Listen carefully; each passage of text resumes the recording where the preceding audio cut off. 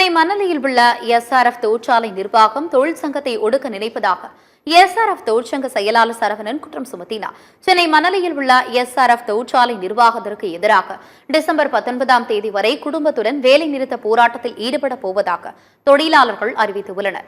இந்நிலையில் போராட்டம் குறித்து மணலியில் உள்ள பொதுமக்களுக்கு தெருமுனை விளக்க கூட்டம் நடைபெற்றது. கூட்டத்தில் செய்தியாளர்களை சந்தித்த தொழிற்சங்க செயலாளர் சரவணன் எஸ்ஆர்எஃப் நிறுவனத்தில் பணி செய்த தொழிலாளர்களுக்கு 22 மாதங்களாக ஊதிய ஒப்பந்தம் முடிக்கப்படாமல் இருப்பதாக தெரிவித்தார்.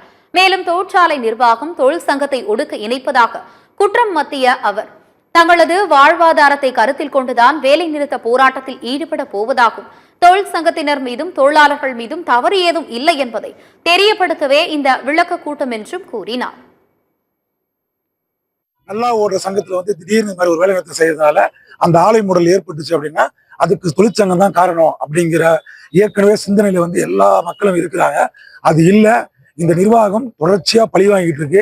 நிர்வாகம் நல்ல லாபம் ஏற்பட்ட பிறகும் தொழிலாளிகளுக்கு கொடுக்கறதுக்கு மனசு இல்லாம, குறிப்பா இந்த போனஸ் விஷயத்துல வட இந்தியால கோலையர்ல குறைந்தபட்ச ஊதியத்துல கொடுத்துக்கிட்டு இருக்காங்க.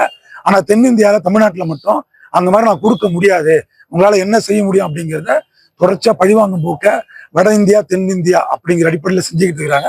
இதை கண்டிச்சுதான் இந்த வேலை நிறுத்தத்துக்கு நாங்க போக போறோம். 19 வரையும் ஒருவேளை சமரச பேச்சுவார்த்தையில் ஈடுபட்டு அவங்க இந்த வேலை நிறுத்தம் தேவையில்லை, இந்த கோரிக்கைகளை ஏத்துக்கிறோம்னு சொல்லி பேச்சுவார்த்தையின் மூலியமா தீர்த்துட்டாங்கன்னா வேலை நிறுத்தம் நடைபெறாது.